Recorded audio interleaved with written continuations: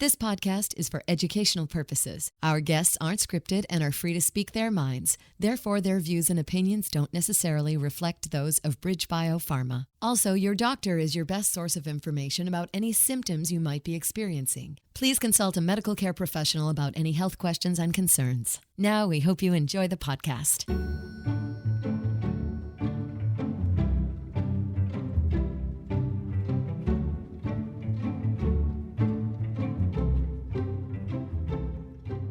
Hi, and welcome to On Rare, a rare disease podcast produced by BridgeBio, a biotech company that works on developing treatments for rare diseases. At On Rare, we explore what it's like to live with rare diseases, getting a diagnosis to the challenges of daily life. I'm your host, Mandy Rohrig, a member of the Patient Advocacy team at BridgeBio. And as always, I'm joined by my longtime friend and colleague, David Rintell, head of Patient Advocacy. Hi, David. Always great to see you. Hi, Mandy. Same here. And I'm very excited to talk to another long-term colleague and friend, Diana Gisela from NTSAD, and then to talk to Katie and Allie. Yes, today we do get to hear from sisters, twin sisters, as a matter of fact. Their names are Allie and Katie, and they live with a progressive condition called late-onset Tay-Sachs. And Tay-Sachs is a lysosomal storage disorder. Lysosomal storage disorders are generally genetic conditions, which is caused by the lack of a particular enzyme. And the job of the enzyme is to help the cell get rid of waste. And the lysosome is the part of the cell where waste is collected and then disposed of. But in a lysosomal storage disorder, the lysosome is unable to get rid of the waste. It builds up and the lysosome becomes very large and interferes with functioning in one way or another, depending on the condition. I happen to know about this because my sister has a lysosomal storage disorder called Gaucher disease. Yeah. So in Tay-Sachs, this buildup of substances which occur in the brain and the spinal cord, and then it results in a range of neurological symptoms such as muscle weakness, balance issues, speech challenges, and mood and cognitive issues. Yeah, that's right, Mandy. A very challenging condition. Before we hear from Allie and Katie, we are delighted to welcome Diana Gisela. Diana is the Director of Family Services at the National Tay-Sachs and Allied Diseases Association, better known as NTSAD. I've had the pleasure of knowing Diana for about 8 years, perhaps longer. And Diana, you have been with NTSAD for 26 years? It's 29. It'll be 30 this December. 20. Oh my God, 30. You aren't even that old, are you? Thank must you. have started at 5 years old, Diana.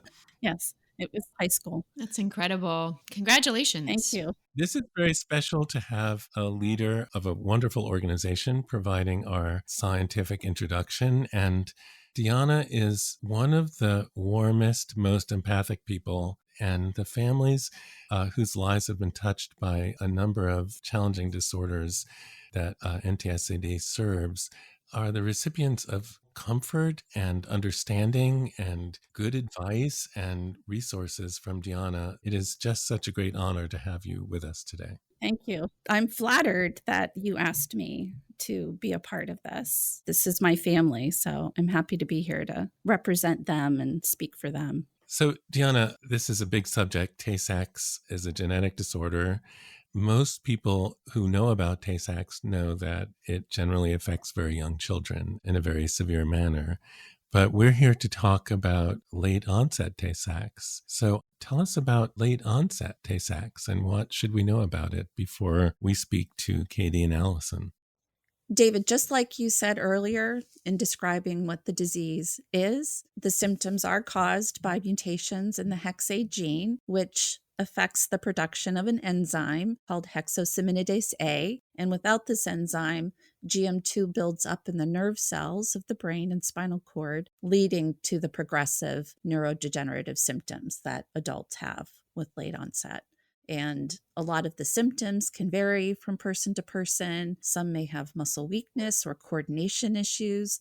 Others experience the slurred speech, tremors, and sadly, some mental health conditions that are also very undiagnosed. Adults with late onset Tay-Sachs will often talk about being clumsy as a child, but the symptoms really begin in late adolescence, early adulthood, where they start losing the ability to just navigate a set of stairs or walking on uneven surface like a grassy field or a cobblestone sidewalk. They have trouble with the balance. Then they'll fall. And so that will lead them to pursue a diagnosis. What's going on with me? So it may be that many people who develop psychiatric symptoms in adulthood or young adulthood actually have late onset Tay-Sachs, but they never receive the diagnosis. Yes. Usually people don't get genetic testing for mental health. Exactly. Yeah. Yeah. So when we do hear from someone who's been diagnosed with late onset Tay-Sachs, oftentimes it's been a long journey in finding that diagnosis, because oftentimes they're diagnosed with ALS, MS, and then they live with that diagnosis. And through genetic testing, they hone in and find out that it's late onset Tay-Sachs. When they come to us, they're almost relieved to know finally what the answer is, and then get connected with the community and start their support there. I will say that late onset Tay-Sachs, while there is a group, and I think I've heard 50-50 of patients diagnosed, they'll have the more physical symptoms of the disease, the weakness in the triceps and the quadriceps. But there is a group that suffer from severe psychiatric illness, which is a symptom. We don't know how many are undiagnosed because their late onset Tay-Sachs manifests in maybe schizophrenia or bipolar disorder. They're sent down a path of the mental health diagnoses rather than maybe there's a genetic reason. I see. Yeah. One of the challenges is that because the symptoms develop slowly and can vary from person to person, people can go years without diagnosis. So that's why doing something like this podcast, which we greatly appreciate, it is a way to raise awareness. So if anyone is listening, says, I have someone I know who has A, B, and C, maybe they can pursue genetic testing and make a diagnosis, because earlier diagnosis can mean more support. And NTSAD, which I'll give a plug for, has a great community. Deanna, the buildup, my understanding then is it can happen anywhere in the brain, anywhere in the spinal cord, and based on wherever that buildup happens is what corresponds to the symptoms that you're describing. I know that the buildup in the nerve cells can lead to the neurological symptoms. They're doing studies with MRIs to look at the brains of adults with late onset Tay-Sachs to understand where there's atrophy, perhaps. So we're still learning. There's still a lot to be better understood. So when you get calls from people after they're diagnosed and they have questions about what's going to happen to them and how they can prepare. So can you walk us through a conversation that you might have about that? When first speaking with someone, obviously their first questions are about, is there a treatment? Is there a cure? Because it's such a slowly progressive disease, they're just learning how to navigate going from walking to then maybe needing a cane, a walker, then that transition to maybe a wheelchair or a scooter. When you first talk to someone, and then throughout the journey, it's being there for them when they need to take that, so to speak, step toward needing a device that will keep them safe, keep them from falling. So there's a lot to adapt to. And the beginning is just to get a sense of the diagnosis and if there's any treatment, very sensible first questions. Yeah, tough when you have a career. We have adults who were carpenters and contractors and they traveled, and then suddenly they're not able to do those things, robbing them of that independence. And then when you see younger adults being diagnosed, supporting their families where they're adult children starting their careers and starting their lives, and then suddenly it's more difficult. It is life-changing for everybody. It really is. We can think about retirement or, working, and then suddenly you're taking care of your adult child. It's hard for the whole family. Instead of becoming increasingly independent from their families, they may need to return to get the support from their families. Very difficult to be facing. It is. And not everybody has the resources. So that can often be a struggle in seeking services with the state they're living in to get support, to get an aid. For some parents, they are older and they worry what is going to happen to them when I'm not here anymore. And so there's a lot of heartbreaking conversations, and it's gut-wrenching. So the individual and family take a financial hit as well. Yeah. You mentioned that someone may start having trouble with stairs and then have increasing physical difficulties. Does that Right. process continue? Does it level out? What do those adults expect, in terms of their functioning in the future? From just knowing the community for as long as I have, it's the legs that they experience weakness there first. And then it's the tricep arms or the anti-gravity muscles. If you're on the floor, it's really hard to push yourself up. Or if you're in a chair, it's really hard to push yourself up out of the chair. It is a slower progression. I think that with therapies, a lot of physical therapy, aqua therapy is something that a lot of adults find can maintain a baseline for a lot longer. That is what can maintain that plateau. And is there an impact on lifespan? No, there's not I knew one woman, she lived well into her 80s with late-onset Tay-Sachs. So, yeah, and then there's some adults that leave too soon for we're not clear why.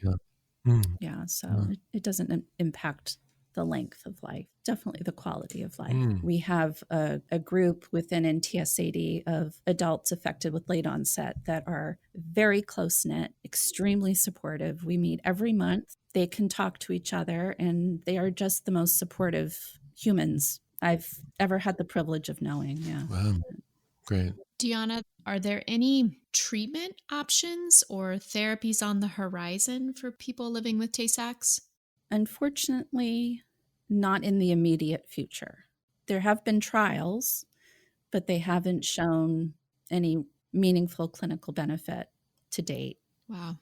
So only supportive care, which makes your role even more essential. We try.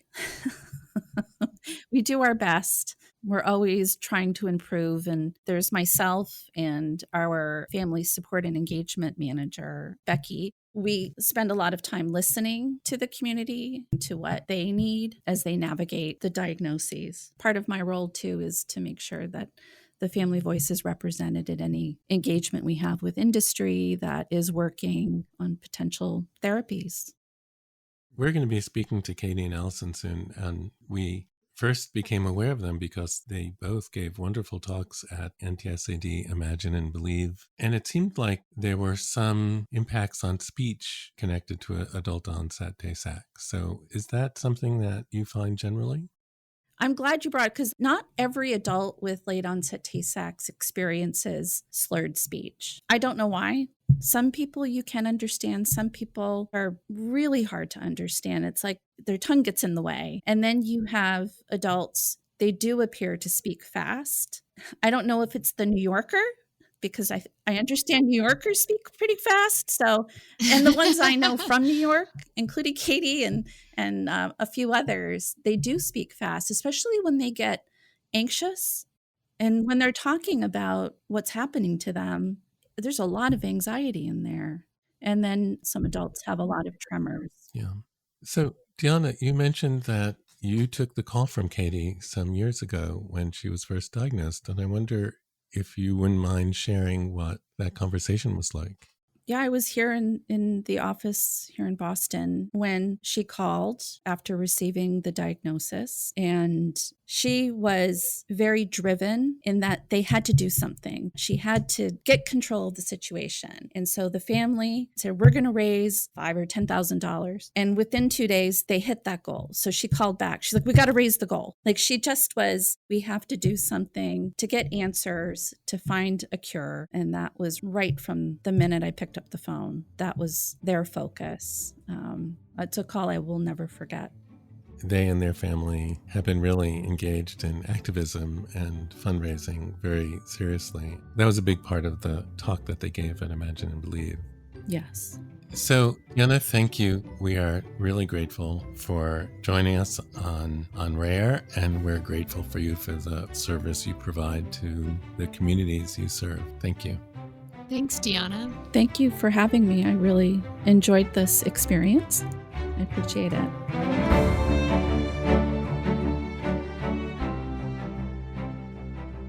We are really happy to welcome Katie and Allie, who are sisters who are living with late-onset Tay-Sachs. We first met Allie and Katie when they were honored at the last National Tay-Sachs and Allied Diseases meeting in Cambridge, Massachusetts, and we were blown away by your talk.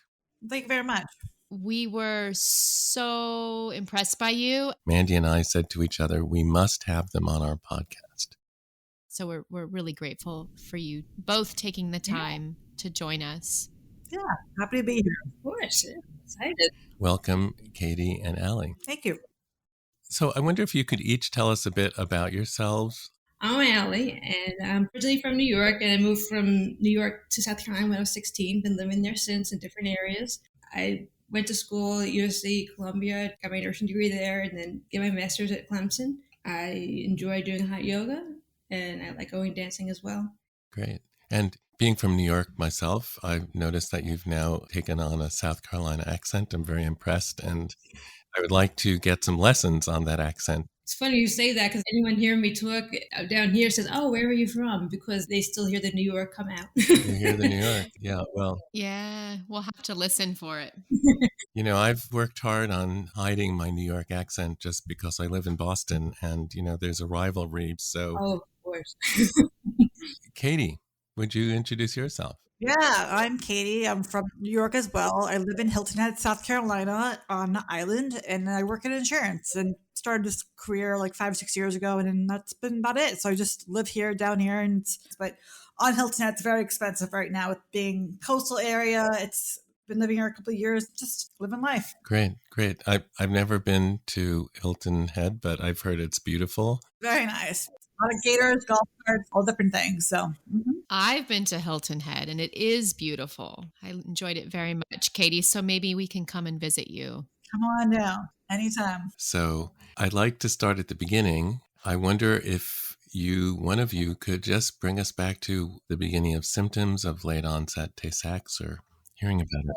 I'll chime in first because I was the guinea pig first and my symptoms were more pronounced than Allie's, but I had like a tremor growing up. My parents thought I was nervous. I'm like, nope, not nervous. I would spill something or I was like young, like, I don't know, I'm 8 or 9 years old. I played sports. I did soccer, I did swimming, I did track. I wasn't the best kid in sports. Basically, that was the first symptom, but we didn't know that was a symptom because we just thought I was nervous. But when I got into college, my like junior, senior year, that was 2009, 2010. And for me to go up the stairs, I had to hold on. And I didn't think anything of it, but I'm like, I don't know. Like, I just can't go up the stairs. What about you? Allie and I were sitting on the couch one day in our apartment. My mom said, go get something from the fridge. For me to stand up, I had to use all of my strength in my arms. And my mom was like, why can't you just stand up? And Allie was sitting next to me. She's like, I don't know. I can't stand up either. So long story short, basically, I was like, okay, maybe you should go see a neurologist, whatever the case may be. And we did. We jumped around, saw different doctors. I was the one that went around because I felt like I had something wrong with me first. But then Allie also chimed in saying she had similar symptoms, but they weren't as bad as mine. And then when I did find out, it took about 8 years to get diagnosed. Going to see the best doctors in New York City and everything. I went to the Mayo Clinic. And the Mayo Clinic was like, we want to test you for this lysosomal gene, see if you have it. But there's probably not a chance you have Tay-Sachs because you're not Jewish and your family's not Jewish. Your background's Italian. There's no way it probably is Tay-Sachs, but let's just test for this, whatever it's called. And I did. And let's say the average person's like 80%. I had 50%. So my number was a lot lower, but then sure enough, it says you have late onset Tay-Sachs disease, and so is your twin sister. So I'm like, great. And I knew what it was. I knew Tay-Sachs. I knew that was fatal. I just never heard of late onset before. That was the first for me. Yeah. You had a tremor growing up, starting around age 8, and then you noticed that in college that you were having trouble standing up. And Allie also noticed that she was having some of that same thing, that it was harder to get up from a couch. And then you went through a long diagnostic odyssey, and Tay-Sachs wasn't really suspected because, at least it used to be most common among Ashkenazi Jews, although it turns out, like other of those conditions, that it's present in the general population. Exactly. And it's a 1 in 4 chance of getting it. And we're fraternal twins. So we both got really lucky and just got this rare disease. So what can I say? Yeah. Allie, do you want to add to that? So for me, again, I was an athletic child. I did gymnastics. It's funny because when I did gymnastics, I actually had upper extremity weakness, not lower extremity weakness. So my arms were weaker than my legs doing gymnastics, which is interesting because my symptoms are more my legs than my arms. But when I was in college, I'd be walking down or going up a set of stairs and have difficulty.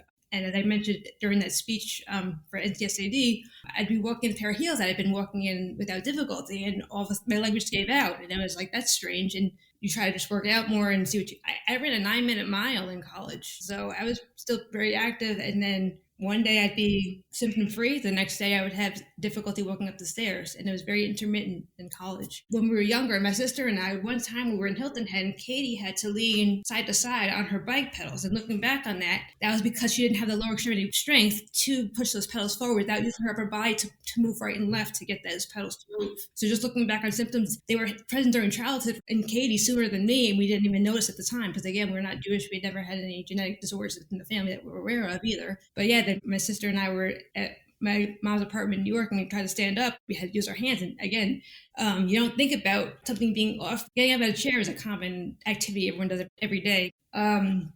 Also, I wanted to add to that, in my nursing course, I remember seeing the imaging and the explanation for Cri-du-Chat. It's a disease in children where it's also a rare genetic disorder, and the way they stand up from sitting is they use their upper body. And I remember seeing that, like, that's strange because that's how I get up. I use my arms to get up from the floor versus my legs. Like the typical person can squat down, Katie and I cannot. So that was something, again, you just adapt to it because you don't know what's going on. Allie, what condition was it? Cri-du-Chat, it's Cridchat. And I think it's a French term. It's a rare genetic disorder as well. In that disease as well, there's lower extremity weakness, so the legs are weaker, and the children develop upper body strength to help push up from the floor. Yeah, I had never heard of that before. Katie was talking about it taking 9 years to get a definitive diagnosis. And was that true for both of you, that when Katie was diagnosed that you also were, Allie? So I'll tell you, my story is a bit different than Katie's in regards to that. And the reason Katie became the guinea pig is because I was in Columbia, South Carolina. When I went in, the first thing he said was that he laughed and said, "Oh, you need to work out more," when he was assessing my strength of my legs. So after that, that's when I decided to go with New York physicians. I had a muscle biopsy done in Augusta, and he believed it was muscle related, not nerve related. And then the biopsy was sent up to Katie's neurologist in New York, and they compared the two. And they think, no, it's neurological affecting the muscles, not muscle disorder. I see. Your biopsy of your muscles was atrophied, but not causal of this condition. Yes. I'll just go back to Katie. So when they did give the diagnosis, had you ever heard of Tay-Sachs? Yeah, I did hear of Tay-Sachs. I knew it was a fatal disease. And I was like, when she said late onset, I almost like didn't know what the hell it was. Like, what does that even mean, late onset? I guess I've always had the disease. My symptoms became worse as the years gone on. But I'm 36. I'm just like, how the hell do I have a rare Jewish disease? That 300 of us worldwide. That sucks because there's not a treatment, there's not a cure, and we're hoping for gene therapy in the future. It's a lot of money. It's really important is that adult onset Tay-Sachs is scary, and you kind of have a sense of what you're facing in the future just from Tay-Sachs. The risk is worse by waiting by this disease. I know how it's gotten worse, and I'm almost in a way like jealous of my sister because she's better off than I am. And I know it's the same disease, but like, well, that's not fair. We have the same exact disease, but she's not way better off than me, but it's different symptoms. So I'm like, disease really just sucks. Can you say more about how the disease is different in the two of you? Well, Allie's speech is more affected than my speech, even though my speech is very, very, very fast. Allie's is more affected that way. And Allie's better off than I am walking wise. Like, I really can't do steps at all unless there is a railing. I'm not able to do steps. Like, if there is a curb, I avoid it. I can't do a step if there's not a railing or something. I have to hold on. It's like, she's like where I was when I was a lot younger than I am now. And we're the same age. We're twins. They're the same exact disease. We're different in that aspect. Both have the shitty disease, but she's better off than I am. Allie, is that your sense as well? Yeah, and I've been fortunate enough not to have progression of my disease since after college. After college, I started working out with a trainer once a week, a diet higher in protein content, and that's really helped me. I'm doing hot yoga as well, helps with my coordination and balance. Dancing too also helps. I really haven't had much progression. So, in addition to weakness, does it affect other parts of your body also? Well, it's neurological, so it's also in the brain. It does affect you mentally. So I could have a crazy day. I don't know if that's me or if that's the Tay-Sachs. So it does affect you. There are some patients I've met who do have Tay-Sachs where I'm like, wow, I hope I'm not like that. It's not like depression. I don't know what you explain it, but it's in the brain. So it's not just physical, but it also affects you mentally. So it's one of those things. Thank God I have a job right now, but you never know in the future, you know? So I would say Katie's definitely more social than I am in general. My speech again is definitely fast as well, and even though I've slowed it down since being in New York, but it's still difficult for people to understand me at times because I do stutter it on occasion, and I'm trying to speak as fast as I think, and that doesn't always match up. I wonder if we could just go back. I'd like to hear like the whole story. So after you received your diagnosis, what was that like, that period, and how did you learn more about adult onset Tay-Sachs, and what was that like for you, the two of you and your family?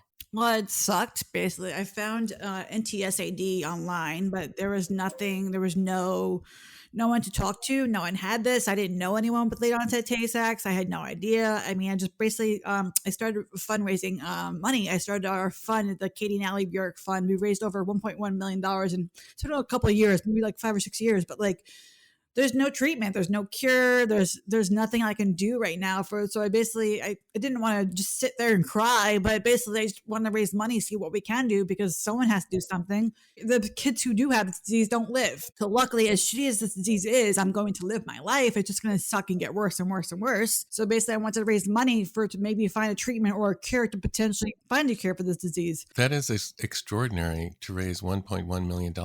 Katie, Thank you. How did you go about it? Well, my mom worked at the New York Times 35 years. She retired, almost 10 years ago, potentially. And actually, they do run an ad in the New York Times paper 4 times a year to help raise awareness and find people with doctors and help run the ad. And just basically, let's find a cure, let's find a treatment. And I do know a couple of people who I do know got diagnosed because of the ad in the paper. They brought the ad in with them. Like, I think I have this. Like, please test me for this because it's very similar symptoms. So some people were diagnosed by using the ad in the paper, which is kind of cool. So the ad helped to fundraise, but also to inform people about late onset Tay-Sachs. Donations and a diagnosis, for God's sakes. Both donation and diagnosis, yeah. This Sunday, actually. It's coming up this Sunday. I think there's one that's running. Yeah, I've seen the ad before. Very moving. Pretty cool. We try updating it every quarter or so we try to update it as much as we can. Allie, have you also been involved in this effort for fundraising and alerting people? I'd say majority has been my sister and my mom. It was through Katie that I was diagnosed. And since then, again, her and my mom have really been great effort into spreading awareness, what NTSAD has really helped to do. And I know Katie told me a few times where people will come up to her and said, oh, like, is this you in this ad? Daily members or friends they know who have similar symptoms to what Katie and I have experienced. Yeah. Both of you and your entire family have gotten involved in this effort, it sounds like, particularly your mom. My mom is a force of nature, I would say. They talk to her like she's a doctor. She's like, I don't know what the heck you're talking about, but they talk to her like, I mean, she's very social. She gets along with a lot of people, but she's one of those people that like, you don't want to mess with her. She's one of those crazy Italian New Yorkers. It's just, stay in your lane. Most days it's good times, but she's a crazy New Yorker, Italian, the whole thing. So 95% of the time I love her. I'm like, the other 5%, I'm like, you're a little crazy, Mom. I think that's pretty good if you only think your mom's crazy 5% of the time. That seems like pretty good. So do you recommend? Yeah. To your mom, who's hopefully listening to this podcast, congratulations for being a force of nature. And although you've been described as a crazy Italian mother, you're only crazy 5%. And I think parents are crazy more than 5%. So. Well, I live with them, so I could say that. I see it all the time now. So living with her at 36 years old, I'm like, oh my God, what am I getting myself into? But for the most part, it is what it is. But yeah, it's all good. So after your diagnosis and you got involved in fundraising and educating people about late onset Tay-Sachs, When was the first opportunity that you had to meet other individuals living with late onset Tay-Sachs, and what was that like? No, I've met people. Same thing with Allie. I do go to the family conference every year. I know Allie's coming this year, where I meet everyone. And at the NIH, we know the same people. There's not many of us, but like some people live in Australia, for God's sakes, or California. So it's not like we're close to each other. We're very widespread, very limited type of group. And even then, for us to travel, it's a schlep. So it's not really easy for us to travel. So it's hard. So I do like to go to the conference every year. I have a friend who lives out there, Stephanie. She's hosting everyone in Texas. So we're excited to see her. And her and her husband are crazy as well. So it'll be a fun trip. Lots of laughter.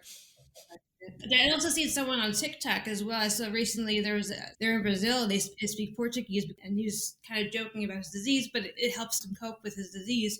It's interesting how, of all places, I didn't think TikTok was where I'd find someone with the Tay-Sachs, but it was nice to see and able to relate.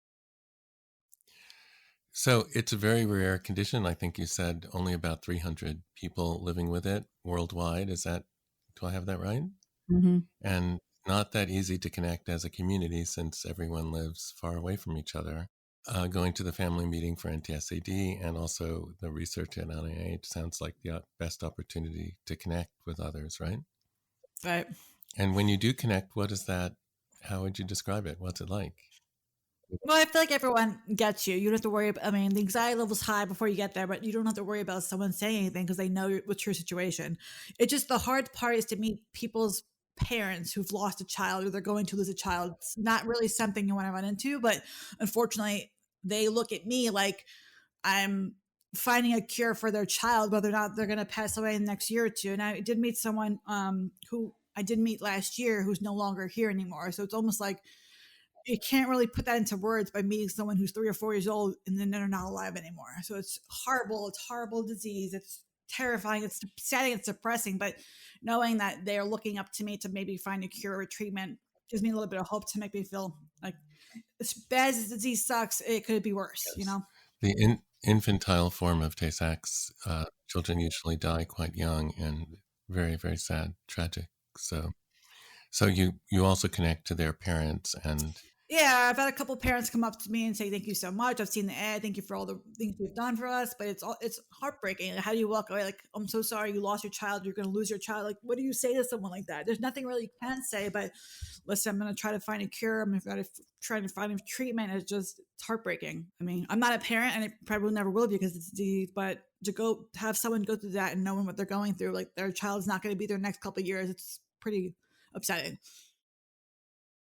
Yeah. So you work full time and you live a productive life, but it's never out of your mind and it's always affecting you in some way or another. It's almost every second of my life is Tay-Sachs, unless I'm like doing something in my mind. Like I'm at work all day where I'm like focused. Like my job is sitting at the desk and typing all day. But if I have to get up, I have to think about getting up. I can't just do steps without having a railing. Like it's every second of my life. If I'm moving, I'm thinking about walking. I'm thinking about, and if I fall and I'm by myself, I cannot get up. It's like I need to be close enough to where if I do fall, I have to use a chair or something. I can't get up on my own. So like I fell the other day at a restaurant and I was outside. My parents were with me, thank God, but like they had to grab a chair from the inside of the restaurant so I could use myself to like, it's very hard. It took me 10 minutes just to get up. And that's using a chair with 2 people involved who are adults. It sucks because it's just every second of my life. I don't mean to cry, but it's just everything I do revolves around this disease. And it's just shitty because it's simple things like taking a shower, walking around, just simple tasks. You constant anxiety on my mind. And it's just 24/7. I almost wish I could get a break from it, but you can't. You just can't let yourself go because if I do fall, it's more anxiety than if I don't fall. So it's stressful because it's on my mind 24/7. And I wish I could take care of this, but there's not a cure. There's not a treatment. There's nothing I could do with this, unfortunately. So it's shitty in that way, but it's on my mind 24/7. I wish it wasn't, but it is. So this is a kind of hard question, Katie, and Allie and Katie started to talk about it, is what are your thoughts about the future and how adult onset Tay-Sachs will affect you in the future? I try to stay as mobile as possible, and I tell people, if you don't use it, you lose it. So you try to stay as mobile as possible, with keeping in mind that if I overdo it, it can cause a day where I'm not as active, because it could, my muscles to be a little bit weaker that next day. Yeah. But honestly, try to stay in the present, because I can't predict what's going to happen in the future. So I take advantage of every day and just try to stay as mobile as possible and as physically fit as I can when I can. So yeah, I'm not sure what the future holds. So just staying as active as possible is what I do. So your thoughts about the future are to do as best as you can in the present and to be as active as you can in the present. I appreciate that, and that makes a lot of sense, Allie. How about you, Katie? Future stresses me out. It's a lot to think about, but because I know what's happened in the last couple of years, it's gotten worse. I've had to move from living by myself to living with my parents, so it's stressful because they're not young either. My mom's 73, my dad's 75, so they're not young, but living with them to help me live my life. I try staying positive for the most part, just working as much as I can, but that's it. I just try to stay positive, but most days it's hard because I know it's going to get worse and worse and worse, unfortunately, with this disease. So it's very difficult to face the progressive nature of it. I know. So I guess my last question is, what is it that you would like people to know and understand about adult onset Tay-Sachs? I would say I think the awareness of this disorder, how it is genetic, and getting tested before having children is a very important thing. There's been over 90% eradication of Tay-Sachs within the Jewish population in New York for that reason, because they've got genetic screening and they ensure not to have children, if they have that risk for that having Tay-Sachs, because it is fatal in children. So I think that's very important to spread awareness. But again, the leg weakness would be the main thing in the younger years, and then that would be very important. Thank you, Allie. So the importance of preconception screening, and particularly in the Ashkenazi Jewish population, but of course any parents may want to do that because your parents didn't know that they were carriers, and most people don't know that they're carriers in the general population. Yeah. And actually, my other sister's a carrier. So she's a carrier of the gene. So her husband got tested for the disease. He is not a carrier. So her kids still have to get tested. She has 3 kids. When they grow up, they'll have to get tested because they could still be a carrier of the gene. But as long as their partner, if they want to have kids, doesn't have the gene, then we're okay. So it won't be active. Yeah. So there's more people out there, and that's your message, is that you hope that people get checked out and get genetic testing. There's more of us that, there's not many of us, but there are people that get diagnosed later on in life because it comes on later in life and it's just that rare and you just don't know when you have it. So there are more of us, not many, but there are still some more of us that haven't been diagnosed yet. So yeah, Katie and Allie, really, you've been wonderful. And I hope that by telling your story on the On Rare podcast, that more people will understand about adult onset Tay-Sachs, and maybe someone will hear it and think, gee, maybe some of the problems I'm having are related to it and I should get tested. So exactly. Katie and Allie, you're great. Thank you so much for sharing your stories with us. Of course. Yeah, thank you guys.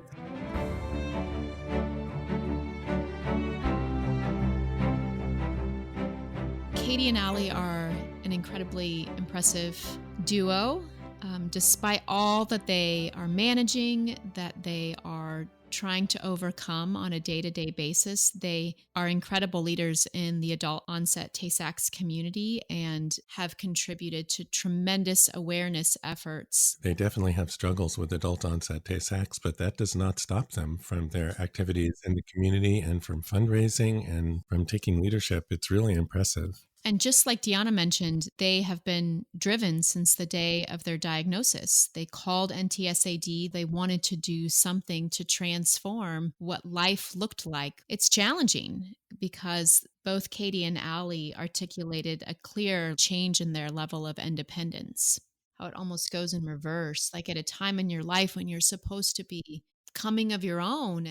I can only imagine what it's like to reach adulthood, have plans, and then to receive a diagnosis that essentially tells you that you're now going to move backward. As Katie talks about the disappointment of having to move back with her parents after achieving independence and her mobility problems. It's heartbreaking to hear, and something that people with adult onset Tay-Sachs face every day. Mm-hmm.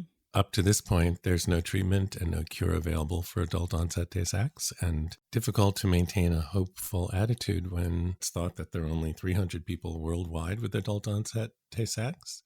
There's definitely opportunities. So maybe there are some researchers out there who are listening, David, that maybe will help this community find a potential treatment option. But in the interim, Deanna and individuals at NTSAD and the support and care and resources that they provide are so essential to allowing this community to continue to live as well as they can. Yeah. I think a bit like other adult-onset neurological conditions, that Huntington's or like multiple sclerosis, you face declining abilities. With MS, there's now treatment and more hope, but not in Huntington's or Parkinson's or adult-onset Tay-Sachs. Very challenging conditions. Thank you, David. And a special thanks to Katie and Allie and Deanna for helping us to better understand adult-onset Tay-Sachs. Thank you to our exceptional producer, Amy Brooks. And for more information about Tay-Sachs, please visit ntsad.org. If you have any comments or questions, write us at onrare@bridgebio.com. And if you like this podcast, please subscribe. Thanks for being with us today, and join us for our next conversation on Rare.